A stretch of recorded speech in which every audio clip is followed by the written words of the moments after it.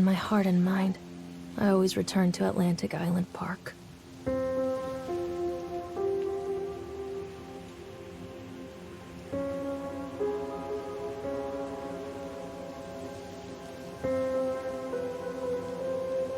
Where's Mr. Bear?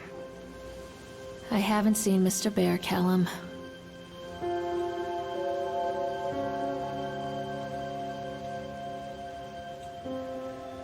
Stay in the car. I'll go and ask information.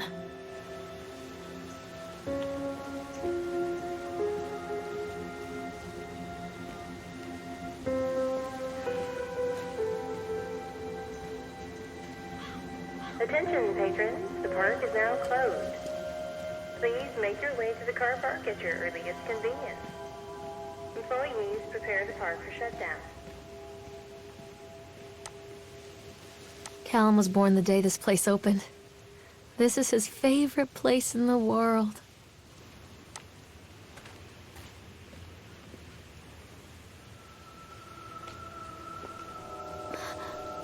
What?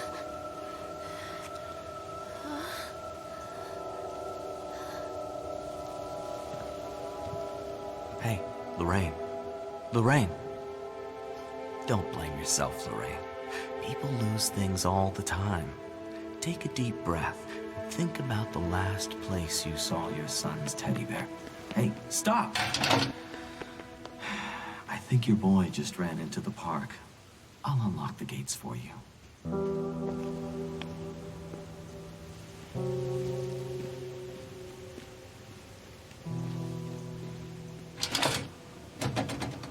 Callum, I told you to wait in the car. This way!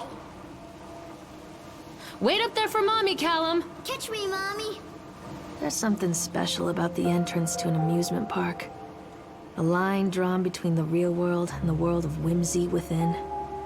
On this side, the apathy of our everyday lives. And on the other, anything we might dare to dream. It's no wonder Callum ran back inside. I wouldn't want to leave either. Attention, employees. The park is now closed. Callum, I told you to wait in the car. This way, Mommy!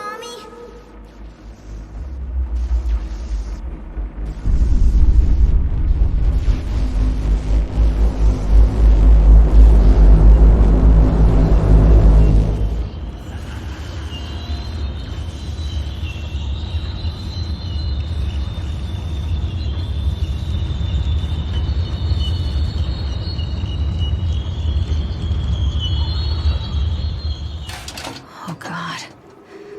The park. What happened here? Come back. You can't catch me.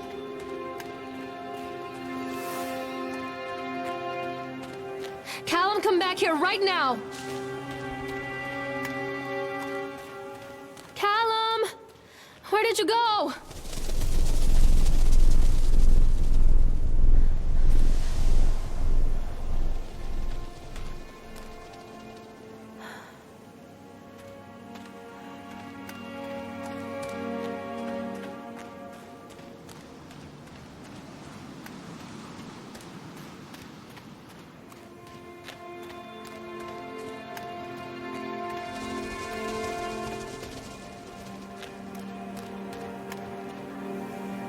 I think this belongs to Callum.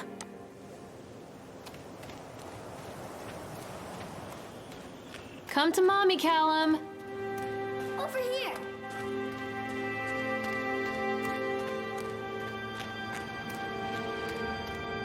Callum, stay where you are.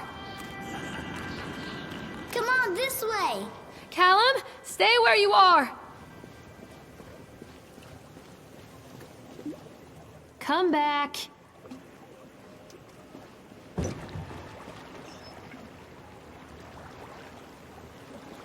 Stop, Callum! Come on, Mommy!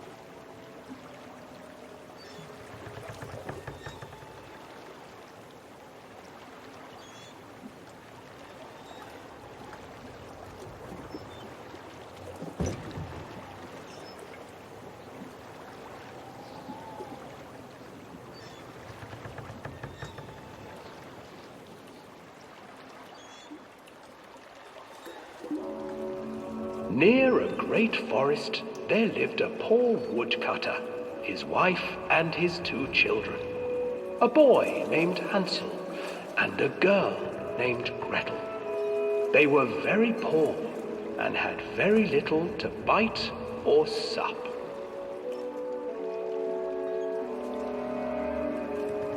"What will become of us?" the woodcutter asked his wife one night. "I tell you what, husband, we will take the children into the thickest part of the forest tomorrow and abandon them there." "No, my wife, I cannot do that," said the man. "Then we will all 4 starve, you fool." Hansel and Gretel overheard their parents talking, and Gretel began to weep. "Do not fret, Gretel," Hansel said. He crept out of the hut and gathered white stones from the ground to fill his pockets.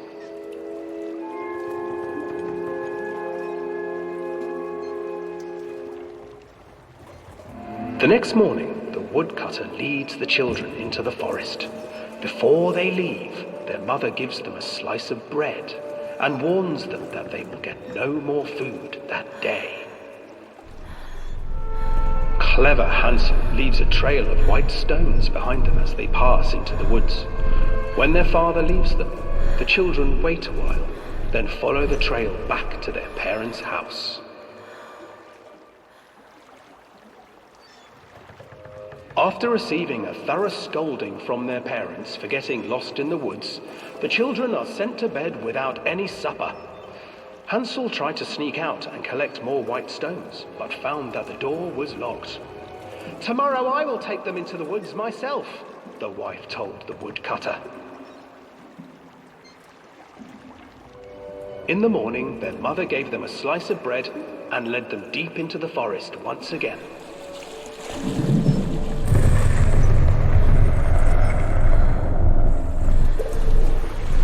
Hansel broke his bread into pieces and left a trail of breadcrumbs to lead them safely home. But hungry-eyed birds snatched up the breadcrumbs and his trail was destroyed. Abandoned by their parents and unable to find the trail home, the children wandered in the forest for 3 days.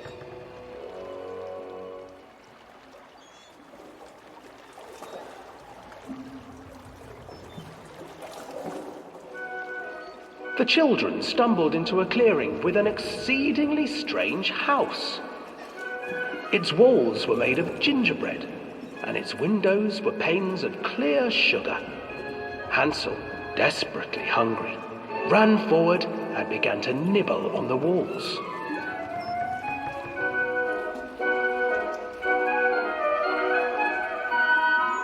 "Nibble, nibble, little mouse. Who's nibbling at my house?" An old woman emerged from the house, sniffing the air and peering around with cloudy eyes. "Oh, you dear children, who brought you here? Just come in and stay with me. No harm will come to you." But Hansel and Gretel stayed back, for the old woman reminded them of their cruel mother. "Come, children, don't be afraid. I have something for you." The old woman offered them 2 enormous lollipops. The children took them and began to eat. "You see, nothing to fear here. Come inside," the old woman urged, and the children, still licking their sweets, followed.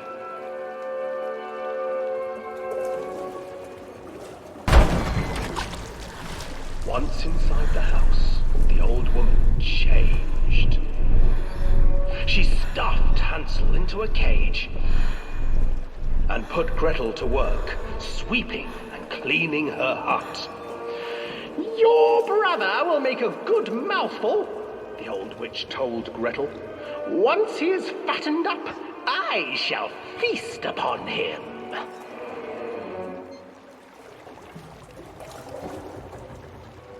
Time passed, and poor Hansel refused to eat, fearing the day that the witch would eat him. The witch, for her part, grew impatient. Today I will cook and eat your brother, Gretel. Climb inside and light the oven. But Gretel pretended not to understand. I do not know how. Where is the opening? Fool, the old witch said. The opening is here. And she moved to show Gretel. Seizing her courage, brave Gretel gave the witch a shove, and the old crone tumbled forward into the oven. Gretel slid a large iron bolt over the door to the oven. Gretel freed her brother Hansel, and together they lit a fire beneath the oven. And though she screamed and begged, the children sat by the oven until her screams had stilled, and the witch was cooked. And then, because even children can't survive on sweets, they divided up the body of the old witch and ate her.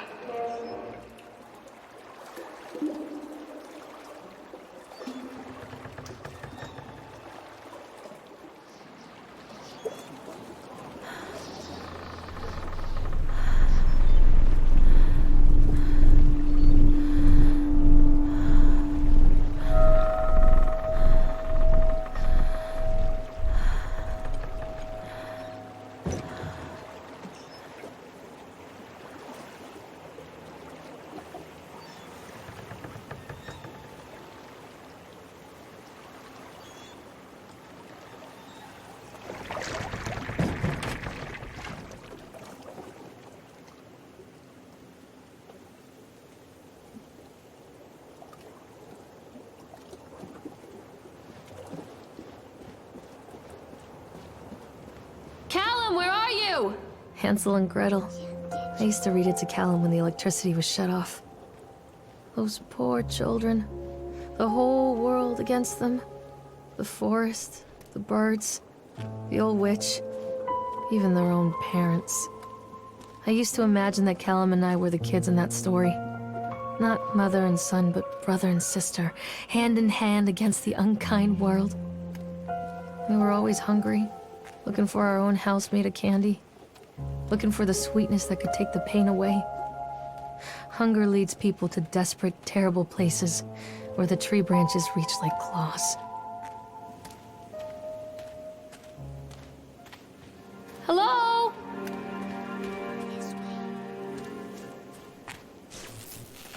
Another accident. This place.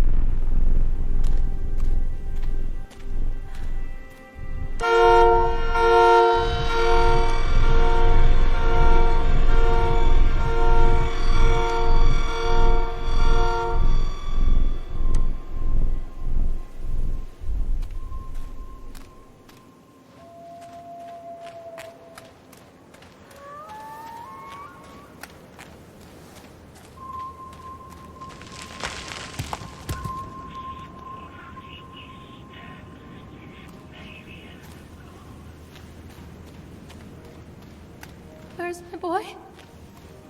Catch me, Mommy. Stay where you are! Stop hiding, Callum! This way, Mommy. Callum! Stay where you are! This old thing used to make the blood run to my head. Make me dizzy. The guy just snapped. Those poor kids.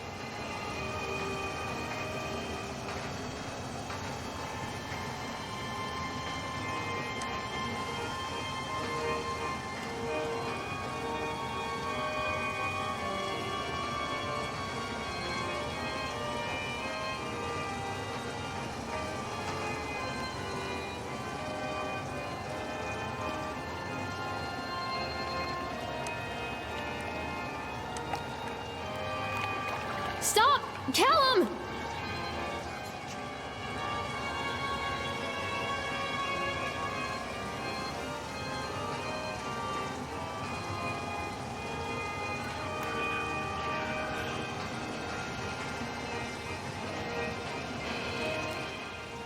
Callum?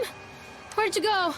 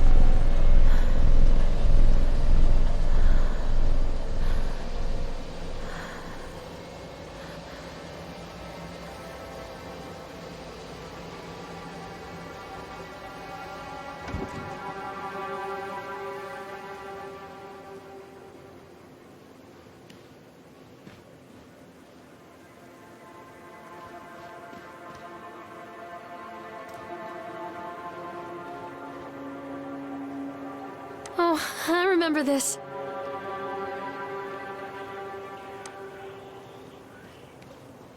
Treachery hides in thoughts. Treachery that lashes like a whip and scars our insides. The first time I saw Callum, my thoughts betrayed me. I looked down at this wrinkled, red, bawling thing and I thought, is that it? We build our world from expectations, and the world that I had built for Callum was no different. He was so real, so there, and so far from my expectations. They shattered, and as they fell in pieces, that one treacherous thought became a new foundation. All of the love that we shared, all of the warmth and goodness that followed, built on a single, traitorous thought.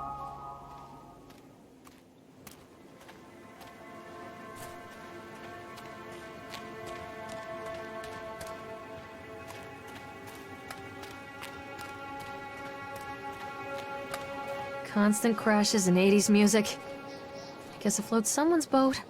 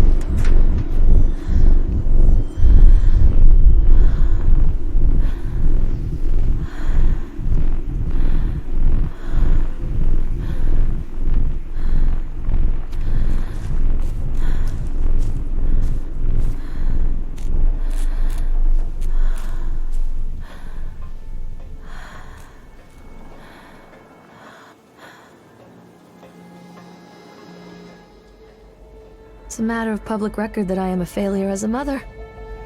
Once, when Callum was very small, I left him asleep in the car while I ran an errand. Don't even remember what it was.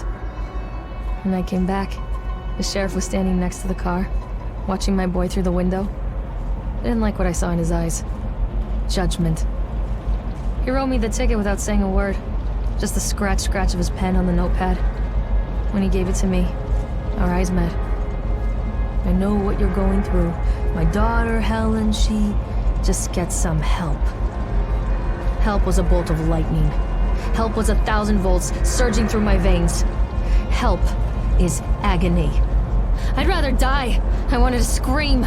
I'd rather you pulled your gun and shot me. But instead my mouth said, "Yes, Sheriff."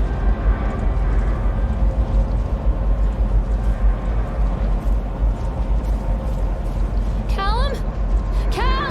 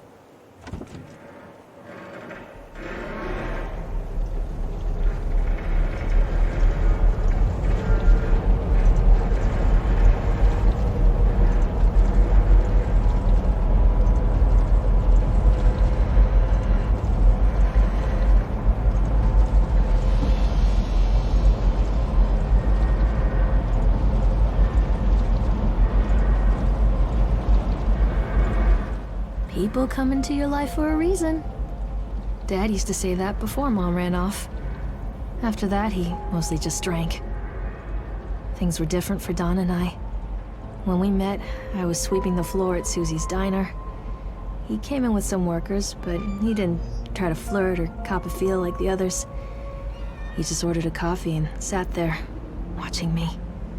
When my shift was over, he offered to walk me home. I don't know how to describe that walk. We talked and laughed and eventually kissed. It felt like love. It felt like a fairy tale. I can't tell you if Callum was made that night or one of the ones that followed, but I think it has to be that night. That one perfect night. Don and I moved in together, but then, well, he died. According to the supervisor, his safety harness failed when he was working on the top of the Ferris wheel. Don was there one moment, and then gone. Sometimes people leave your life for no reason. I was 3 months pregnant with Callum. Fairy tale fucking over.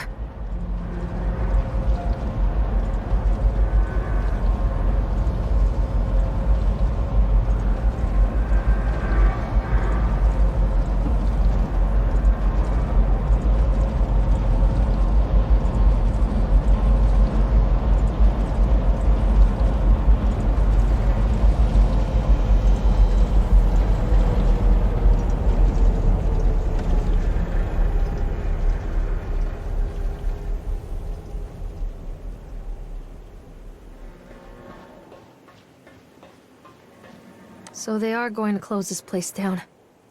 Doesn't surprise me.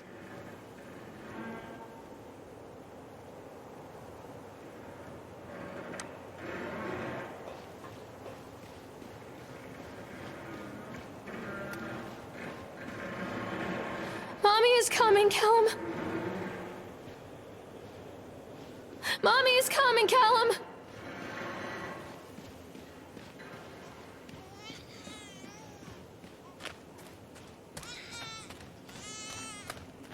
Where are you, Callum?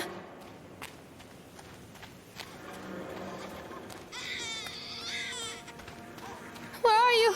Callum? Callum, where did you go?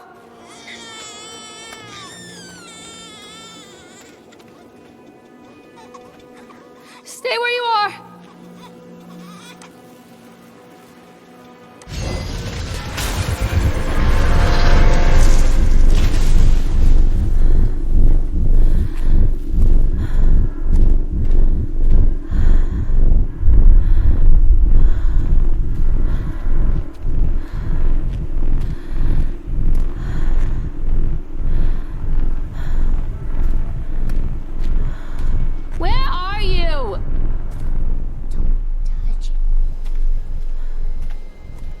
back, Callum! A lot of people idolize their children. You hear them talking about their kids and just the way they talk, their fucking voices make me want to vomit. My angel likes to read, and little Johnny is so good on the piano. Fuck those people! You give up 9 months of your life carrying them, you traumatize yourself giving birth to them, and then you spend the rest of your life as their slave. Wiping asses, mopping up piss, feeding them. Little life-sucking monsters who take and take and take until... we all go insane. Any parent who pretends otherwise is just dishonest. That's called choice supportive bias. I am honest. Callum really grinds my gears, and he owes me everything. Everything. It'd serve the little fuck right if I just abandoned him.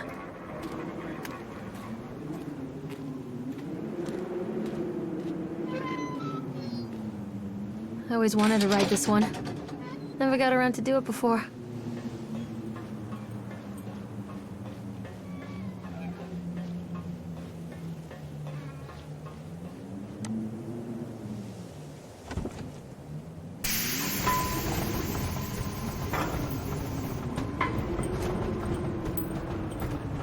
What do you want?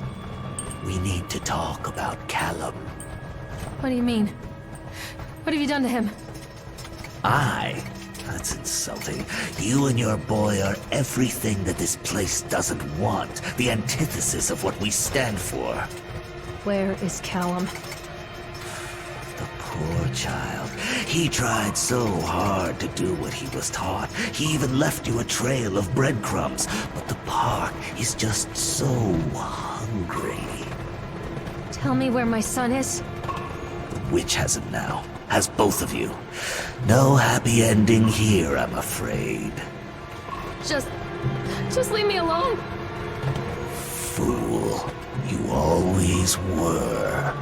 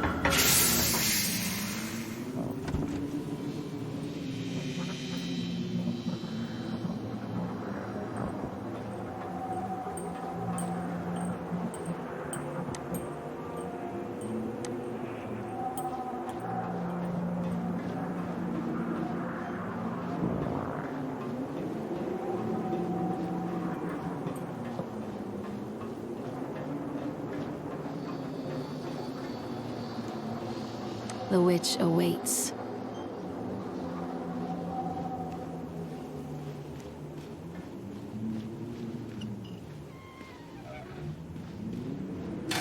Callum has bruises on his arms, finger marks.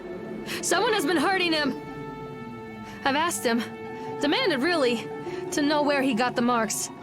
But he doesn't want to answer me. Something has scared him into silence. He doesn't dare talk. He's been changing too. Something sinister lurks in the darkness behind his eyes. I catch him staring at me at odd moments. In the night, he tosses and turns and cries out words that I cannot understand. When I try to soothe him, he snaps and bites at my fingers. I think he wants to talk to me. I think he wants to tell me. But they are watching him every minute of every day. They are whispering to him in his sleep, changing him. They are taking my baby away from me. I can save him. And there will be pain. But I love him, and in the end, You will understand why. The whole town was shocked by that one. Never found out who did it.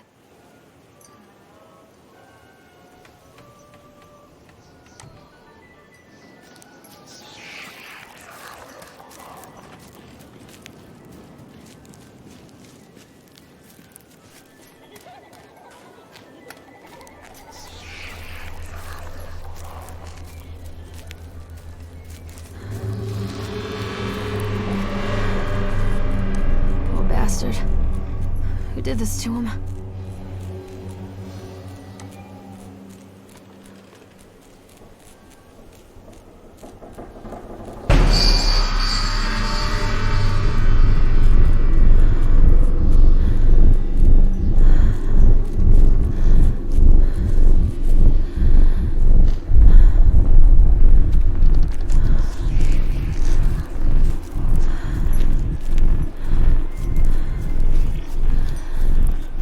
I'm not playing anymore, Callum!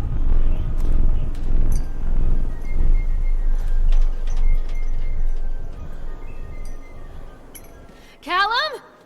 Callum! These are mine.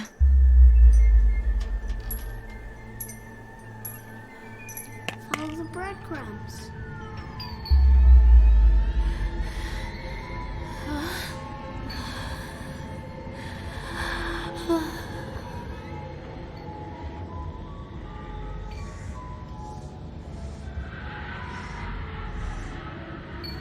Callum, I'm sorry.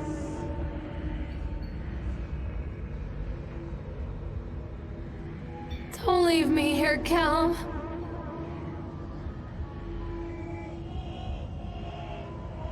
Forgive me, Callum.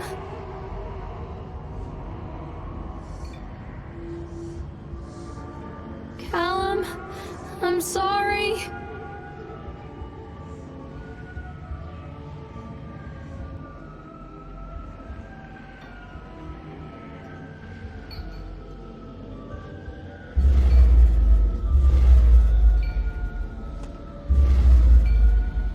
Don't leave me here, Callum.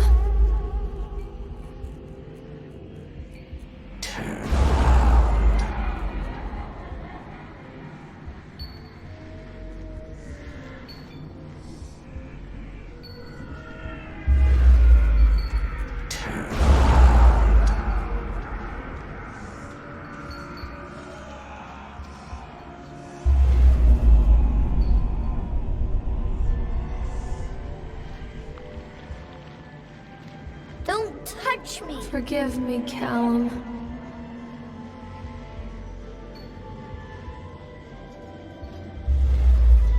Callum, I'm sorry.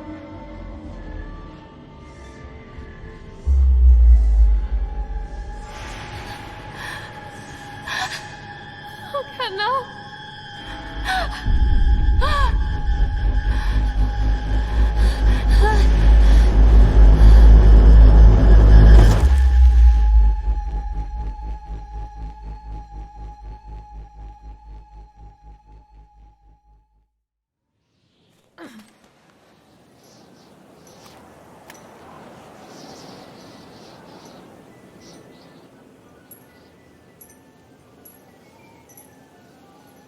The park is a collage of contradictions all of its own. Millions of people die every year in car crashes, and the park has little cars designed specifically to simulate that action. Hear the children scream with joy. In the sideshow alley, you can walk away with 15 cents worth of mass-produced Chinese teddy bears, while a grinning carny pockets your hard-earned $5. And what secrets lie beneath the sullen waters of the lake? The tears of jilted lovers, the soiled condoms of illicit affairs, the clotted blood of the lonely suicide. And the face of the witch looms over it all. I've always despised her toothy grin and warty nose. I hate that sparkle in her weathered, watchful eyes. I think Callum is waiting for me. Inside. This isn't a game, Callum!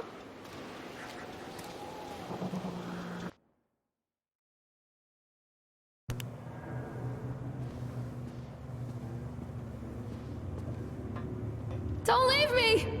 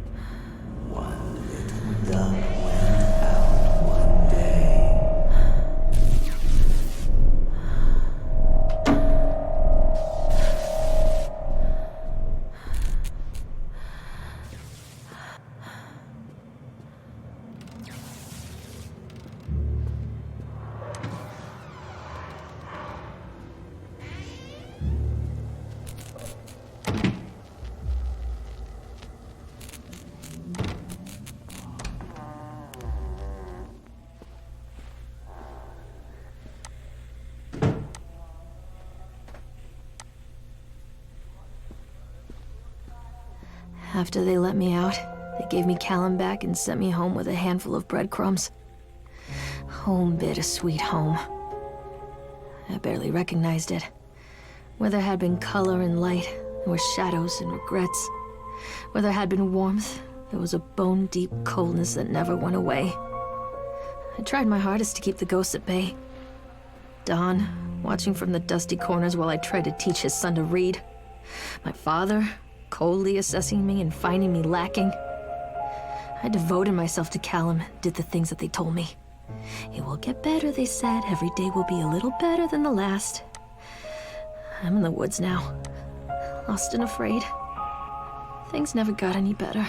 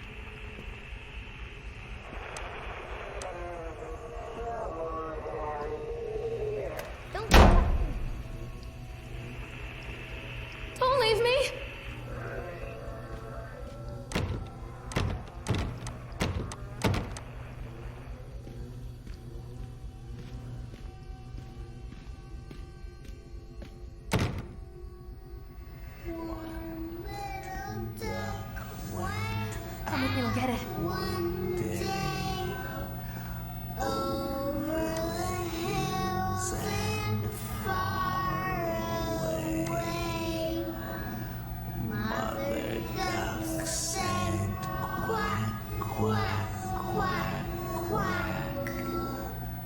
But no little ducks came back.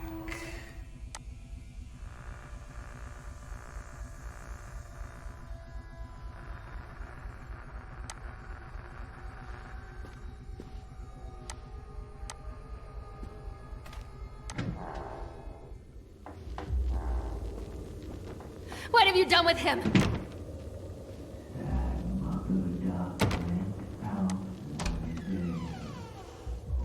Who was that?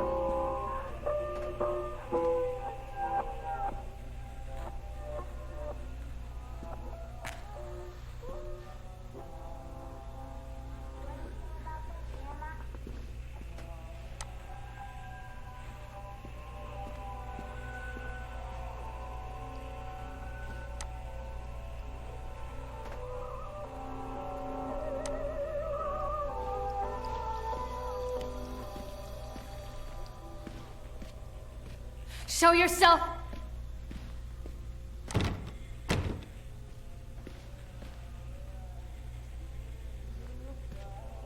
Stop! Hello.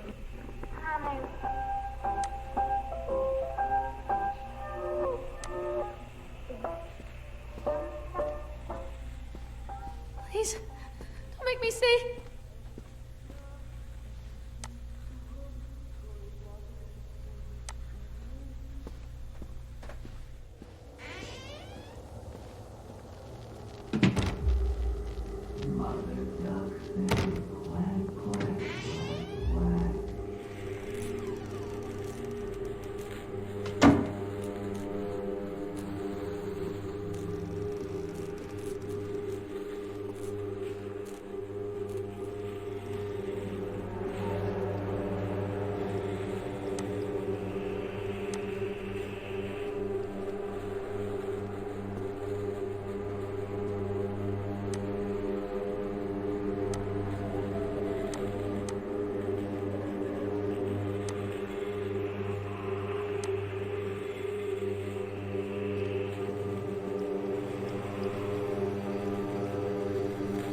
Where is my boy?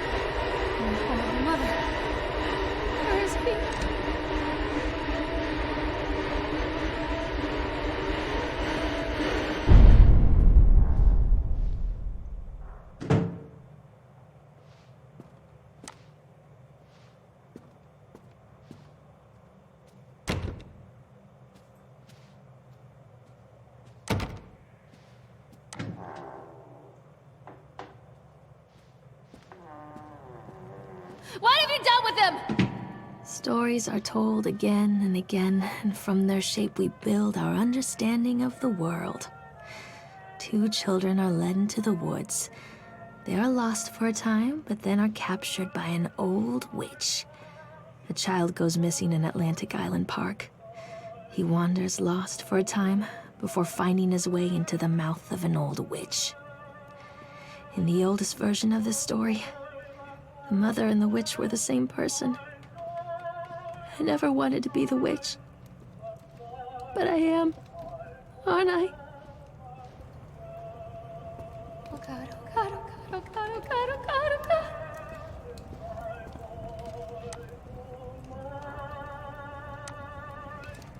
Show yourself.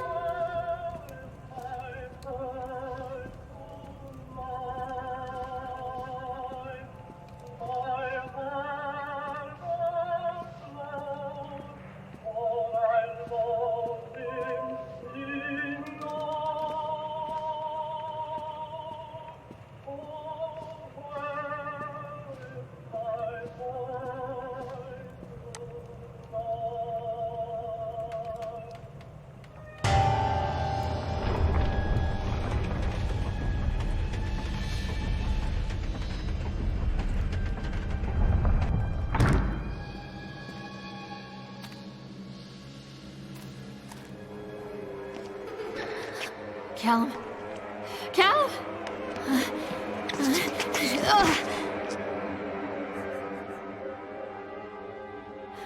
Callum. Callum. Callum!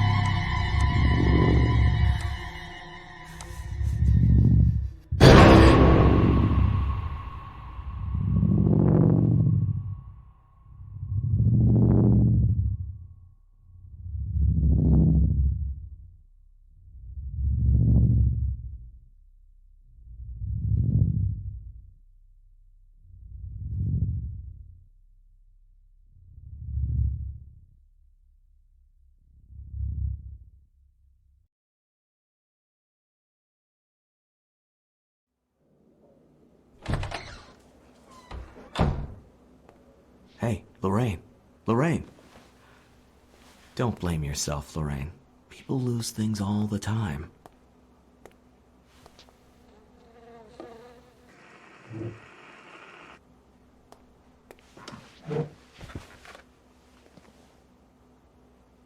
Take a deep breath and think about the last place you saw your son.